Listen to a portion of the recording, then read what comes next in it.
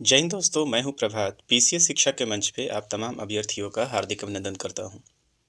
आज चर्चा के मुख्य बिंदु में है प्रस्तावना से संबंधित सेट प्रैक्टिस नंबर 3। इससे पहले हमने पॉलिटी के एक महत्वपूर्ण चैप्टर प्रस्तावना के ऊपर एक लेक्चर रिकॉर्ड किया था, जो आप प्लेलिस्ट में जाएंगे तो आपको मिल जाएगा। अब किसी भी परीक्षा की तैयारी या कोई भी टॉपिक आपका तब तक कंप्लीट नहीं होता जब तक कि आप उस टॉपिक से संबंधित प्रश्नों को सॉल्व ना कर लें। अब प्रश्नों के दो आयाम हो सकते हैं। पहला आयाम कि आप पीटी के लिए तैयारी कर रहे हों और दूसरा आयाम कि आप मेंस के लिए काम कर रहे हों। तो ये जो वीडियो है ये आपके लिए पीटी की तैयारी को काफ़ी मजबूत करेगा और साथ ही साथ मेंस के लिए एक कॉन्सेप्ट आपको प्रदान करेगा। तो यहाँ मेरा प्रयास रहेगा कि प्रस्तावना से संबंधित जो टॉप लेवल के जितने भी यूपीएससी लेवल के प्रश्न हैं वो आपके समक्ष रखा जाए। वैसे प्रश्न जो पहले पीवाईक्यू के रूप में पूछे जा चुके हैं और वैसे प्रश्न जो पूछे जाने की संभावना है उसका समावेश है इस पूरे के पूरे वीडियो में। और इसके लिए जो मैंने मैगजीन का सहारा लिया है वो मैगजीन आप देख पा रहे हैं कि दृष्टि का ये पॉलिटी का जो मैगजीन आता है, जहाँ पे आप प्रश्न को देखते हैं उसके प्रैक्टिस के लिए, प्रीलिम्स के लिए हिंदी में जो लोग भी तैयारी कर रहे हैं, हिंदी जिनका माध्यम है, उसके लिए बेस्ट बुक माना जाता है। तो आइए प्रारंभ करते हैं। ये पूरा का पूरा जो सेट प्रैक्टिस नंबर 3 है, इसमें सारे प्रश्न प्रस्तावना से संबंधित हैं और इसमें लगभग 27 प्रश्न हैं।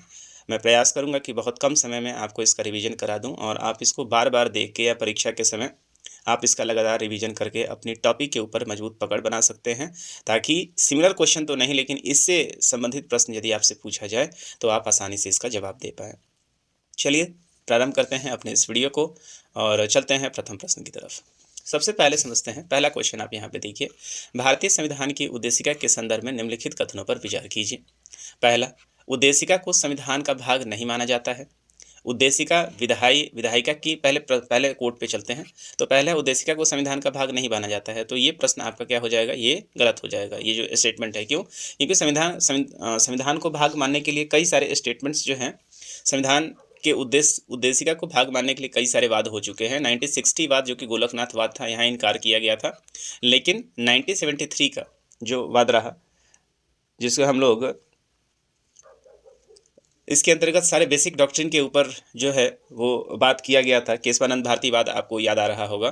तो केशवानंद भारतीवाद जो 1973 में आया था और उसके आधार पे ही इसको 1976 में इसमें अमेंडमेंट भी किया गया था और वहाँ स्पष्ट रूप से बताया गया था कि उद्देशिका जो है संविधान का भाग है, इसमें कोई दो राय नहीं है।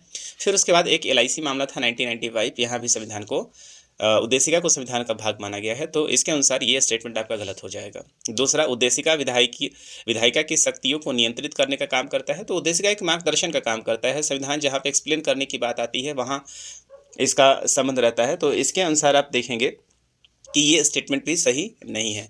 उद्देशिका उद्देश्य प्रस्ताव पर आधारित है, जिसे पंडित जवाहरलाल नेहरू के द्वारा प्रस्तुत किया गया था। बिल्कुल।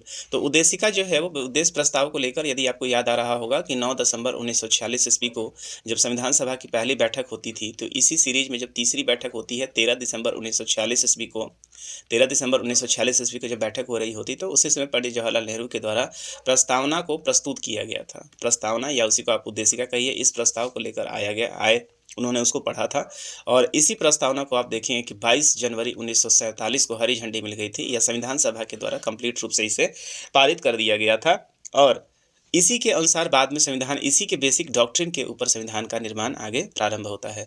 तो इसके अनुसार जो है ऑप्शन नंबर 3 आपका बिल्कुल सही है। तो इसमें क्वेश्चन पूछ रहा है कि इनमें से कौन से सही नहीं है, मोर इंपॉर्टेंट पूछ रहा है कौन से सही नहीं है। तो पहला और दूसरा जो है वो सही नहीं है। इसके हिसाब से आपका सही उत्तर हो जाएगा ऑप्शन नंबर बी।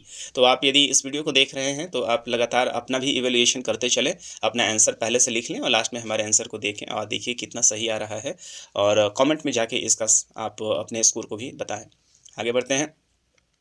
अगला प्रश्न यहाँ पे, भारतीय संविधान की प्रस्तावना के संदर्भ में निम्नलिखित में से कौन सा क्रम सही है? तो प्रस्तावना के संदर्भ में जो आप देखेंगे कि हम भारत के लोग, क्या लिखा हुआ है वहाँ पे, हम भारत के लोग, भारत को संपूर्ण प्रभुता संपन्न। तो सबसे पहला जो शब्द है यहाँ पे, संपूर्ण कैसा बनाना चाह रहे हैं? संपूर्ण प्रभुता संपन्न।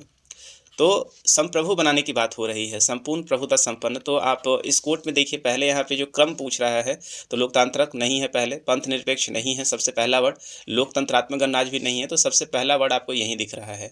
तो आप इसको, और अल्टरनेटली आपके पास कोई भी ऑप्शन सुटेबल नहीं है यहाँ पे, तो केवल एक ऑप्शन नंबर डी आप दिख रहा है, जहाँ पे संपूर्ण प्रभुत्व संपन्न, समाजवादी, पंथ निरपेक्ष, लोकतंत्रात्मक गणराज्य बनाने के लिए ये लाइन कोट किया हुआ है। तो आप देखेंगे कि इसमें भी जो समाजवादी और पंथ निरपेक्ष आपको ये शब्द नज़र आ रहा है, ये आपको 42nd अमेंडमेंट 1976 के माध्यम से प्रस्तावना के पैरा नंबर 1 में इन 2 शब्दों को जोड़ा गया था, है ना? पैरा नंबर 1 और पैरा नंबर 6 में आप देखेंगे कि 3 शब्दों को जोड़ा गया था, जिसमें आप समाजवादी और पंथ निरपेक्ष को पैरा नंबर 2 में जोड़ा गया है और छठा में अखंडता को जोड़ा गया है। तो इससे ऑप्शन नंबर डी जो है वो आपका यहाँ पे सही उत्तर हो जाएगा। आगे बढ़ते हैं। प्रस्तावना में संविधान का क्या निहित है? प्रस्तावना में संविधान का क्या निहित है? क्वेश्चन पूछ रहा है कि संविधान को लेकर प्रस्तावना क्या कह रहा है या किस रूप के बारे में बता रहा है। तो देखिए यहाँ पे मूल दर्शन है, प्रत्यक्ष लोकतंत्र है, साम्यवादी स्वरूप है और नास्तिक राज्य है। तो ये विशेष रूप से यहाँ बताना चाह रहा है कि प्रस्तावना जो है वो किस चीज़ के बारे में, संविधान का क्या है। तो आपके कई सारे विद्वान ने इस बार इसके ऊपर चर्चा किया है कि प्रस्तावना जो है वो हमारे संविधान का क्या है, आदर्श है, हमारे संविधान का आप देखेंगे मूल दर्शन है। तो इस तीनों ही ऑप्शन में आप देखेंगे कि मूल दर्शन जो है वो इसका सही उत्तर हो जाएगा। आगे देखते हैं, क्योंकि प्रत्यक्ष लोकतंत्र है नहीं हमारे यहाँ, प्रत्यक्ष लोकतंत्र का अवधारणा नहीं है। अप्रत्यक्ष लोकतंत्र है, साम्यवादी रूप जो कि चाइना वाला वो है नहीं हमारे पास, और नास्तिक राज मतलब ऐसा राज्य जो हर धर्म का विरोध करता हो, तो वो भी हमारे पास नहीं है। तो अल्टरनेटली आपका 3 में से एक ऑप्शन जो है वो आपका मूल दर्शन हो जाएगा। चलिए आगे बढ़ते हैं। संपूर्ण प्रभुत्व संपन्न शब्द का सही अर्थ निम्नलिखित में से क्या है? तो जो मैंने वीडियो पीछे वाला लेक्चर है उसमें जाके देखेंगे तो वहाँ जब शब्दों का विश्लेषण हुआ है वहाँ पे संपूर्ण प्रभुत्व संपन्न की बात की गई है। ये संपूर्ण प्रभुत्व संपन्न मूल रूप से भारत के प्रकृति का वर्णन करता है और ये बताता है कि संपूर्ण प्रभुत्व संपन्न का मतलब ये होगा कि भारत हमारा एक ऐसा देश होगा जो मुख्य रूप से अपने सारे काम के लिए स्वतंत्र है। वो किसी देश के ऊपर अपनी बाहरी कामों के लिए, अपने विदेश नीति के लिए किसी के ऊपर निर्भर नहीं है। तो ऐसे में भारत जो है क्या है, संपूर्ण प्रभुत्व संपन्न है, एक सॉवरेन कंट्री है। तो इस मामले में ऑप्शन नंबर सी को देखिए, आंतरिक एवं बाह्य मामलों में स्वतंत्र निर्णय लेने की शक्ति। तो ये आपका इसको लेकर आपने देखा कि जो हम लोगों ने संवैधानिक विकास पढ़ा है उसमें 1909, 1919, 1935 यहाँ तक विवाद चलता रहा है कि अंग्रेज जो है हमें डोमिनियन स्टेट बनाने के लिए बात कर रहे थे, जिसके कारण हमारे स्वतंत्रता संग्राम में जितने भी राष्ट्रीय नेता थे वो लोग तैयार नहीं थे। तो अंततः हम एक सवर्ण कंट्री बनते हैं, हम एक संपूर्ण प्रभुत्व संपन्न बनते हैं। सही उत्तर आपका यहाँ पे हो जाएगा ऑप्शन नंबर सी, आंतरिक एवं बाह्य मामलों के लिए हमारा देश स्वतंत्र है किसी भी डिसीजन को लेने के लिए। आगे देखते हैं। प्रश्न नंबर 5 में देखिए, भारत में लोकतंत्र का कौन सा स्वरूप प्रचलित है? प्रत्यक्ष, अप्रत्यक्ष, दोनों का मिश्रित रूप या दोनों में से कोई भी नहीं? तो आप देखिए भारत में लोकतंत्र के मुख्य रूप से आप देखेंगे 2 स्वरूप होते हैं। पहला होता है प्रत्यक्ष और दूसरा जो होता है वो अप्रत्यक्ष होता है। तो जो प्रत्यक्ष स्वरूप है वो स्वरूप आप देखेंगे कि वैसे देशों में सामान्यतः लागू किया जाता है जहाँ पे जनसंख्या कम होती है। भारत हमारा क्योंकि इसमें डायरेक्ट इलेक्टोरल होता है और वहीं से जो है आप देखेंगे कि जो अध्यक्ष है उनका चुनाव कर लिया जाता है। लेकिन भारत जैसा देश जहाँ पे 140 करोड़ की जनसंख्या है और ये दुनिया का सबसे बड़ा जनसंख्या वाला देश है, और जिसमें लोकतंत्र हमारे पास आया था उस समय भी जनसंख्या हमारी कम नहीं थी। तो इसके आधार पे आप देखेंगे कि भारत में अप्रत्यक्ष लोकतंत्र को अपनाया गया है। तो अप्रत्यक्ष लोकतंत्र कैसे अपनाया गया है? तो हमारे यहाँ जो चुनाव होता है, जो आम चुनाव होता है, उस चुनाव के अंतर्गत जो MP चुने जाते हैं, उन MP में से एक जो है वो जो सबसे बड़ी पार्टी होती है उसका जो मुख्य नेता होता है, जो प्रमुख पार्टी मिलकर चुनती है, वही सरकार मुख्य रूप से चलाते हैं, जिसे हम लोग प्रधानमंत्री के नाम से जानते हैं। तो इसके हिसाब से आप देखेंगे कि जो है हमारा जो लोकतंत्र है वो कैसा है, अप्रत्यक्ष। आपने विशेषता सीधा ही किसी को नहीं चुना है शासन चलाने के लिए, आपने एक दल को चुना है, दल आगे अपने एक मुखिया को लेकर आती है और वो सरकार चलाते हैं, ठीक है। तो उसके हिसाब से इसको अप्रत्यक्ष लोकतंत्र की संज्ञा दी गई है। आगे प्रश्न के ऊपर चलते हैं। भारत के संविधान के संदर्भ में सामाजिक, आर्थिक, राजनीतिक न्याय का उल्लेख निम्नलिखित में से किन उपबंधों में हुआ है?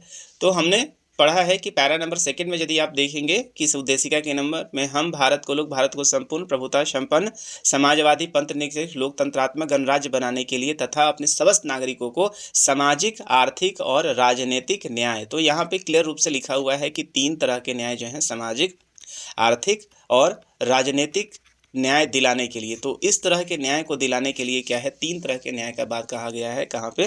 तो उद्देशिका में कहा गया है। तो देखिए यहाँ पे वही क्वेश्चन रिपीट किया हुआ है कि सामाजिक, आर्थिक और राजनीतिक न्याय कहाँ पे जिक्र किया हुआ है? तो एक तो उद्देशिका में है, और इसी को मेंटेन करने के लिए जब न्याय की बात आती है तो इसके लिए इसी उद्देशिका के अनुसार, चूंकि हमारे निर्माता ने कहा कि हम अपने नागरिकों को सामाजिक, आर्थिक और राजनीतिक न्याय दिलाएंगे, लेकिन कैसे दिलाएंगे? तो इसके लिए उन्होंने क्या किया, एक अलग से पूरा का पूरा जो है पार्ट का निर्माण किया है, जिसको हम लोग किस नाम से जानते हैं? तो DPSP के नाम से हम लोग जानते हैं, है ना? जो कि आर्टिकल नंबर 36 से लेकर आपको 51 में देखने को मिल जाएगा।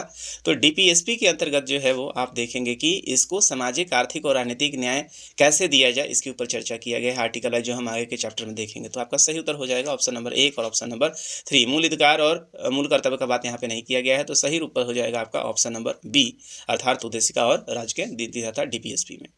चलिए अगले प्रश्न की तरफ चलते हैं। निम्नलिखित में से कौन से भारतीय संविधान की प्रस्तावना के तत्व हैं? तो भारतीय संविधान के प्रस्तावना के तत्वों को लेकर आप देखेंगे तो तत्व मुख्य रूप से आप देखेंगे कि 4 प्रकार के तत्वों का उल्लेख किया गया है संविधान के प्रस्तावना में। पहला जो तत्व है उसे हम लोग अधिकार का स्रोत कहते हैं, कि हमारे संविधान को अधिकार कौन देता है। तो इसके लिए आप देखेंगे कि अधिकार मतलब हम भारत के लोग, ये क्या है, संविधान को शक्ति प्रदान करता है। तो ऐसे में अधिकार की बात हो गई है। दूसरा जो बात है, भारत राज्य की प्रकृति कैसी है, तो भारत कैसा देश होगा, इसके बारे में आपने पहले ही देखा है कि बताया हुआ है कि भारत एक संपूर्ण प्रभुता संपन्न देश होगा।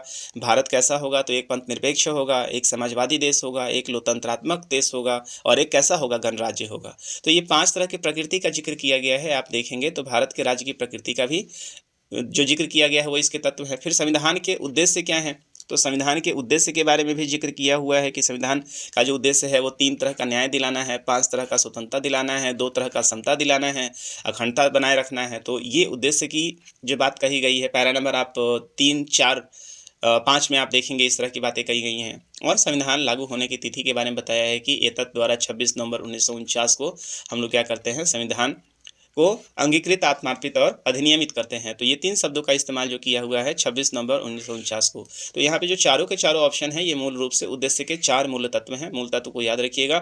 पहले में अधिकार की बात कही गई है, दूसरे में प्रकृति की बात कही गई है, तीसरे में संविधान के उद्देश्य की बात कही गई है और चौथे में संविधान लागू होने की बात कही गई है। तो बिल्कुल ये चारों के चारों ऑप्शन बिल्कुल से सही हैं। आपका सही उत्तर हो जाएगा ऑप्शन नंबर डी। आगे देखें आप कि भारतीय संविधान की प्रस्तावना में निम्नलिखित में से किन स्वतंत्रताओं का उल्लेख किया गया है। तो हमने आपको बताया कि भारतीय संविधान में 5 तरह के प्रस्तावना में 5 तरह के स्वतंत्रता की बात कही गई है। पैरा नंबर आप चौथे में देखेंगे तो वहाँ आपको मिल जाएगा। तो कौन कौन से हैं, तो हम भारत के लोग, भारत को संपूर्ण प्रभुता संपन्न जो बात कही गई है उस पर देखिए 3 तरह का नाम, सामाजिक, आर्थिक और राजनीतिक न्याय की बात कही गई। फिर वहीं पे कहा गया है कि साहब हम अपने देश को विचार की, अभिव्यक्ति की, ठीक है, धर्म की, उपासना की, ठीक है, इन चीज़ों के बारे में आप देखेंगे कि स्वतंत्रता की बात जो है वो कही गई है, जहाँ पे हम लोगों ने एक विश्वास को भी आप इसमें जोड़ लीजिए। तो 5 तरह के स्वतंत्रता का जो है वो, विश्वास कहने का मतलब कोई व्यक्ति किसी भी चीज़ के ऊपर क्या कर सकता है, विश्वास कर सकता है। तो 5 तरह की स्वतंत्रता होगी हमारे देश के नागरिकों को। पहला कि वो विचार प्रकट कर पाएगा, उसकी अभिव्यक्ति कर पाएगा। धर्म, किसी धर्म को मानने के लिए वो स्वतंत्र है। उपासना, किसी के बारे में उसका उपासना कर सकता है और किसी पे विश्वास कर सकता है, ठीक है। तो 5 तरह की स्वतंत्रता की बात कही गई है। तो इसमें से आप देखेंगे कि धर्म की स्वतंत्रता की बात जो है वो क्या कही गई है, इसमें बिल्कुल कही गई है यहाँ पे। तो ऑप्शन नंबर 1 जो है वो सही है। आर्थिक स्वतंत्रता की बात नहीं कही गई है। अवसर की स्वतंत्रता की बात जो है वो यहाँ पे नहीं कही गई है। राजनीतिक स्वतंत्रता, ये न्याय की बात कही गई है। यहाँ पे विचार की अभिव्यक्ति की स्वतंत्रता की बात कही गई है। तो ऑप्शन नंबर 1 और 5 जो है वो आपका यहाँ पे सही उत्तर हो जाएगा। तो ऑप्शन नंबर सी जो है वो सही है। आगे बढ़ते हैं, अगले प्रश्न की तरफ चलते हैं हम लोग कि 42वें संविधान संशोधन द्वारा निम्नलिखित में से कौन से शब्द भारतीय संविधान की प्रस्तावना में जोड़े हुए थे। तो मैंने आपको बताया कि भारतीय जो 42nd अमेंडमेंट है, इस अमेंडमेंट के अंदर जो 1976 में लाया गया था, और केशवानंद भारतीवाद जो है वो सबसे महत्वपूर्ण जो है वो वाद है। इसके अंतर्गत प्रस्तावना को बताया गया था कि एक तो संविधान का ये भाग है डॉक्ट्रिन के बारे में कि बेसिक स्ट्रक्चर को बताता है, और उसी के आधार पे यहाँ पे आप देखेंगे कि आर्टिकल नंबर 367 को प्रस्तावना में संशोधन भी माना गया, और उसके आधार पे 2 शब्दों को जोड़ा भी गया, जिसके अंतर्गत हम लोग देखे थे कि समाजवादी और पंथ निरपेक्ष पैरा नंबर 1 में जोड़ा गया था, और अखंडता जो है पैरा नंबर 6 में जोड़ा गया था। तो आप देखिए समाजवादी शब्द को लाया गया, पंथ निरपेक्ष लाया गया और अखंडता लाया गया। तो देखिए ऑप्शन नंबर 1, 2, 3 कहाँ पे है, बंधुता पहले से ही संविधान में था, तो ये नहीं होगा। तो ऑप्शन नंबर 1, 2, 3 जो है ऑप्शन नंबर बी में है। तो सही उत्तर हो जाएगा हमारा ऑप्शन नंबर बी। उम्मीद है कि आपको प्रश्न समझ में आ रहा होगा, और बिल्कुल ही पीसीएस लेवल का प्रश्न है, आप पीवाईक्यू में जाके देख सकते हैं। आगे देखिए, निम्नलिखित में से संविधान की प्रस्तावना का अंतर्लिखित क्रम क्या है। प्रस्तावना में किस चीज़ की बात कही गई है, तो सबसे पहले किसकी बात की गई है जरा देखिए हम लोग। तो सबसे पहले 3 तरह के न्याय की बात कही गई है। अगले पैरा में 5 तरह के स्वतंत्रता की बात कही गई है, ठीक है। तो 4 और 2 तो होगा ही होगा। जरा देखिए 4 और 2 कहीं नज़र आ रहा है क्या? तो ऑप्शन नंबर बी में आप देखिए तो सीक्वेंस में सबसे पहले आपको 4 और 2 नज़र आ रहा है, जो कहीं भी नहीं है। तो अनडाउटेबली जो आपका उत्तर क्या हो जाएगा? ऑप्शन नंबर बी हो जाएगा। उसके बाद समता की बात कही गई है और अंत में बंधुत्व की बात की गई है। तो ऑप्शन नंबर बी जो है आपका सही उत्तर हो जाएगा। आगे देखते हैं, प्रश्न नंबर 11 है हमारे पास। भारत के संविधान में उद्देशिका के संबंध में निम्नलिखित में से कौन सा कथन सही नहीं है? उद्देशिका संविधान का एक अंश बिल्कुल है, कोई डाउट नहीं है। इसमें संविधान के उद्देश्य उल्लेख है, बिल्कुल सही है। 1976 में उद्देशिका में समाजवादी शब्द को जोड़ा गया था, बिल्कुल सही है। और शब्द पंथ निरपेक्ष सदैव उद्देशिका का एक अंश था, नहीं ये अंश नहीं था, ये 1976 42nd amendment Keshavananda Bharti case के द्वारा इसको जोड़ा गया था। तो ऑप्शन नंबर डी जो है कथन सही नहीं है, इसलिए सही उत्तर हो जाएगा ऑप्शन नंबर डी। तो चलिए इसके बाद हम लोग आगे बढ़ते हैं। प्रश्न नंबर 11 तक हम लोग देख लिए हैं। अब कमिंग टू द नेक्स्ट 12वें नंबर पे चलते हैं। भारत के संविधान की उद्देशिका के बारे में निम्नलिखित में से कौन सा कथन सही है? तो इसे अंडरलाइन कर ले, सही के बारे में पूछ रहा है। उद्देशिका स्वयं न्यायालय में प्रवर्तनीय नहीं है, तो बिल्कुल सही है। उद्देशिका उन उद्देश्यों को बताती है जिन्हें संविधान स्थापित करना और आगे बढ़ना चाहता है, सही है। उद्देशिका उस स्रोत को इंगित करता है जहां से संविधान अपना अधिकार प्राप्त करता है, तो ये भी आप देखेंगे कि सही स्टेटमेंट है। तो तीनों ही स्टेटमेंट जो है वो संविधान के उद्देशिका के बारे में बताता है, इसके लिए ऑप्शन नंबर ए जो है सही हो जाएगा। आगे देखते हैं, भारत के संविधान की उद्देशिका के बारे में निम्नलिखित में से कौन सा कथन सही है? उद्देश्य संकल्प जवाहरलाल नेहरू द्वारा प्रस्तावित किया गया था और संविधान सभा द्वारा पारित किया गया था, बिल्कुल सही है। 13 दिसंबर 1946 को इसे पंडित जवाहरलाल नेहरू के द्वारा प्रस्तुत किया गया था और 22 जनवरी 1947 को इसे पारित भी कर दिया गया था। तो ऑप्शन नंबर 1 जो है बिल्कुल सही है। उद्देशिका का विचार संयुक्त राज्य अमेरिका के संविधान से लिया गया था, बिल्कुल सही है। उद्देशिका का जो प्रस्ताव है, जो प्रेरणा है, वो यूएसए से लिया गया है, लेकिन यदि आप इसकी भाषा की बात करेंगे तो भाषा यूएसए से नहीं, ऑस्ट्रेलिया से लिया गया है। तो सिर्फ यहाँ पे विचार की बात कही गई और यूएसए से लिया गया है, तो ये स्टेटमेंट भी सही है। समाजवादी और पंथ निरपेक्ष 42वें संविधान संशोधन 1976 के द्वारा अपनाया गया था, ये भी सही है। और उद्देशिका भारत के नागरिकों के मूल अधिकारों को समाहित करती है।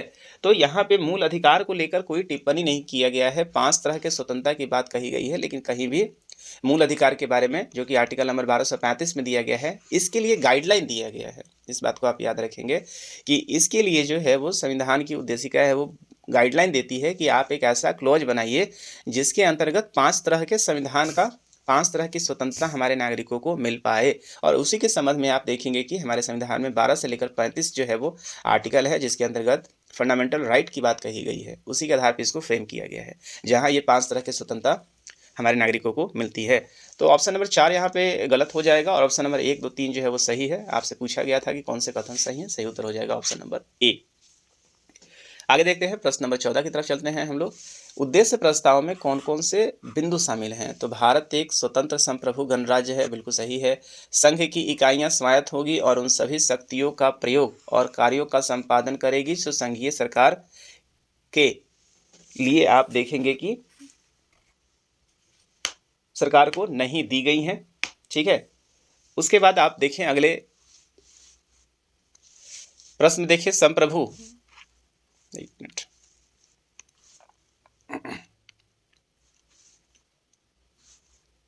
थोड़ा सा तकनीकी समस्या आ रहा है, तो हाँ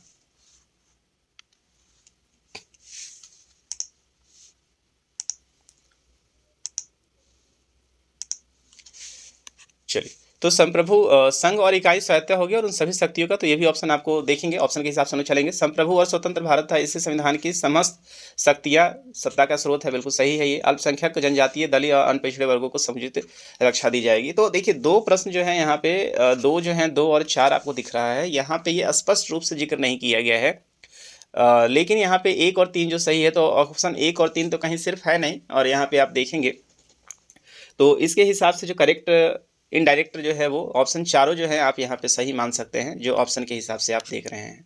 चलिए, तो ऑप्शन नंबर डी आप यहाँ पे सही लगा सकते हैं। आगे देखें हम कि भारतीय संविधान की प्रस्तावना में उल्लेख है, किस चीज़ का है प्रस्तावना में उल्लेख? तो प्रतिष्ठा की समानता, अवसर की समानता और विचार की समानता। तो आप देखेंगे कि किस किस चीज़ की समानता की बात कही गई है, तो प्रतिष्ठा की समानता की बात कही गई है और विचार की समानता की बात कही गई है। यहाँ पे पहला नंबर आप चौथे को देखेंगे तो वहाँ आपको नजर आएगा कि संविधान की प्रस्तावना में सामाजिक, आर्थिक और राजनीतिक न्याय है, 3 तरह के न्याय हैं, 5 तरह के स्वतंत्रता है और प्रतिष्ठा और अवसर, प्रतिष्ठा और अवसर के समानता की बात जो है वो कही गई है। तो उल्लेख किस चीज़ का है? प्रतिष्ठा और अवसर की समानता की बात कही गई है। इसके हिसाब से आप देखेंगे कि ऑप्शन नंबर 1 जो है वो बिल्कुल सही होगा। विचार की समानता नहीं, विचार की स्वतंत्रता का बात कहा गया है, तो ऑप्शन नंबर 3 जो है वो गलत हो जाएगा। आगे देखते हैं, निम्नलिखित उद्देश्यों में से कौन सा एक भारत के संविधान का उद्देशिका में सन्निविष्ट नहीं है, मतलब शामिल नहीं है? तो विचार की स्वतंत्रता जो है वो तो है, आर्थिक स्वतंत्रता की बात नहीं कही गई है। अभिव्यक्ति की स्वतंत्रता भी है और विश्वास की स्वतंत्रता, तो ऑप्शन नंबर बी जो है वो आपका सही हो जाएगा। इसकी स्वतंत्रता की बात आपको नहीं कही गई है। आगे देखते हैं, भारत के संविधान के निर्माताओं का मत निम्नलिखित में से किसमें प्रतिबिंबित होता है? तो उद्देशिका में है बिल्कुल, मूल अधिकार, डीपीएसपी और मूल कर्तव्य है। तो आप जो उनके विचारों की बात कही गई है उद्देशिका में प्रतिबिंबित होता है और इसके द्वारा इसको फलीभूत किया गया है। तो सही उत्तर जो होगा एडजेक्ट वो ऑप्शन नंबर ए हो जाएगा। 42वें संविधान संशोधन अधिनियम द्वारा भारतीय संविधान की प्रस्तावना में निम्नलिखित में से कौन से नए शब्द जोड़े गए? तो 3 शब्द जोड़े गए थे, समाजवादी पहला पैरा में, पंथ निरपेक्ष भी पहला पैरा में, और अखंडता जो है वो क्या है आपके छठे पैरा में जोड़ा गया है ना, तो 6 पैरा में। तो ऑप्शन नंबर 1, 2, 3 आपका सही उत्तर हो जाएगा। इसके प्रीवियस, इससे पहले भी इस तरह के प्रश्नों को हम लोगों ने देखा है। भारतीय संविधान की प्रस्तावना संशोधित संस्करण है, तो किसका संशोधित संस्करण है? तो आप देखेंगे नेहरू रिपोर्ट गलत है, अगस्त प्रस्ताव गलत है, उद्देश्य प्रस्ताव जो कि पंडित जवाहरलाल नेहरू के द्वारा 13 दिसंबर को लाया गया था और 22 जनवरी को 1946 और 1947, तो सही उत्तर हो जाएगा आपका ऑप्शन नंबर जो है वो सी जो है आपका इसका सही उत्तर हो जाएगा।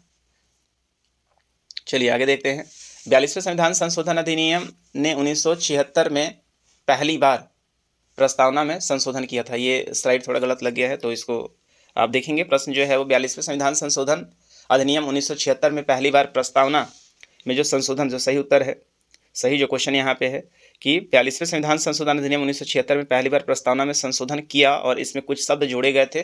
तो इस शब्द जो है वो जोड़े गए थे, उसमें कौन कौन सा सही क्रम था? तो आप देख लीजिएगा, जो सही क्रम जोड़े गए हैं उसमें सबसे पहले समाजवाद को जोड़ा गया था, फिर पंथ निरपेक्ष को जोड़ा गया था और फिर लास्ट के पैरा में अखंडता को जोड़ा गया था। तो सही उत्तर इसका यदि आप देखेंगे तो एक ऑप्शन नंबर सी यहाँ पे नज़र आ रहा है।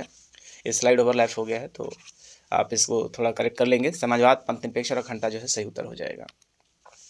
22 नंबर प्रश्न को देखिए, प्रस्तावना भारत के संविधान का एक अभिन्न अंग है। प्रस्तावना भारत के संविधान का एक अभिन्न अंग है, बिल्कुल। इसमें ऑलरेडी दो वाद हो चुके हैं, 1973 केशवानंद भारतीवाद और 1995 का जो मामला है LIC का मामला, वहाँ भी इसको माना गया है। प्रस्तावना के अनुसार विधायिका अपनी विधायी शक्तियों का उपयोग करने के लिए बाध्य है, तो ऐसा कोई बात यहाँ पे प्रस्तावना में जिक्र नहीं किया गया है, तो केवल ऑप्शन नंबर ए जो है वो सही हो जाएगा। आगे देखते हैं, ऐसा कहा जाता है कि प्रस्तावना संविधान का पहचान पत्र है।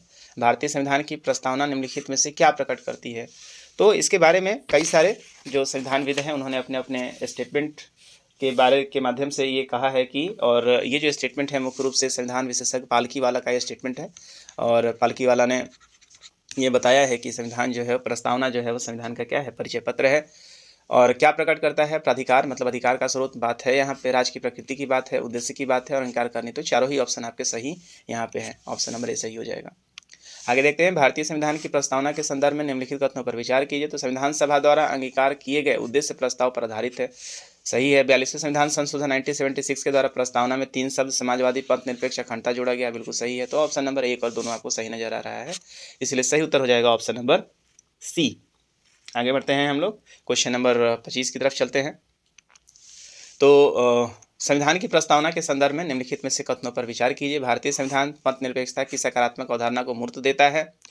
दूसरा है, भारतीय संविधान लोकतांत्रिक और साम्यवादी दोनों प्रकार के समाजवाद का प्रावधान करता है। तो देखिए, साम्यवादी तो हम लोग नहीं है ना, साम्यवादी जो बेसिकली चाइना रसिया में होता है, इस तरह के साम्यवादी का प्रावधान यहाँ पे हमारे यहाँ नहीं किया गया है, तो ये तो उत्तर में शामिल हमारा नहीं होगा। और बात रहा ऑप्शन नंबर ए, तो ऑप्शन नंबर ए आपका यहाँ पे सही हो जाएगा कि भारतीय संविधान पंथ निरपेक्षता सकारात्मक अवधारणा को मूर्त देता है। तो हमने पहले ही लाइन में देख लिया, तो सही उत्तर यहाँ पे हो जाएगा 25 का ऑप्शन नंबर ए हो जाएगा।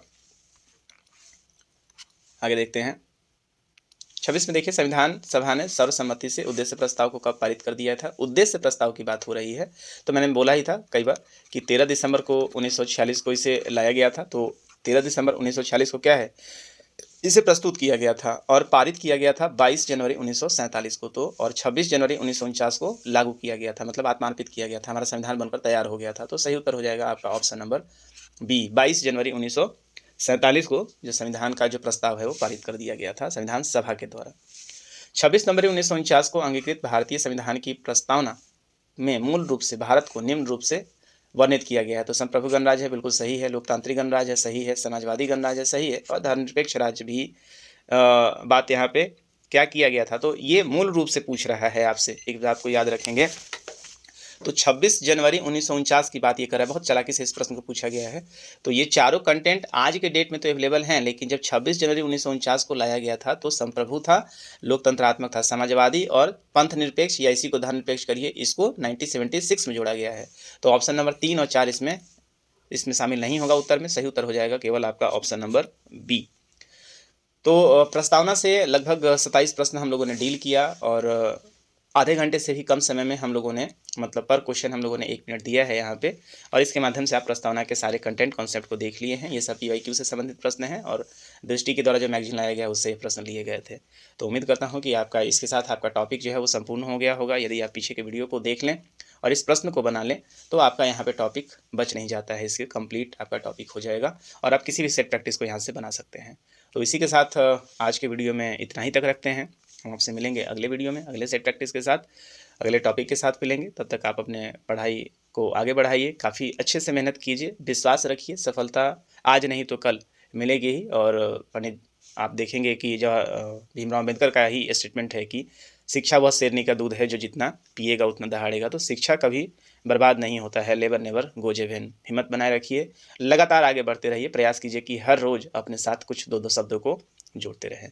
इसी सकारात्मक कोट के साथ मैं अपने इस वीडियो को समाप्त करता हूं, और मिलेंगे आपसे अगले वीडियो के लिए। तब तक के लिए जय हिंद। और हाँ, आपको लग रहा है कि ये आपकी तैयारी में आपके लिए सहायक है तो आप इसे सब्सक्राइब करें, लोगों के बीच में जो विद्यार्थी हैं वहाँ तक आप इसको पहुँचाएँ, ताकि हमें भी मनोबल इससे मिलता रहे।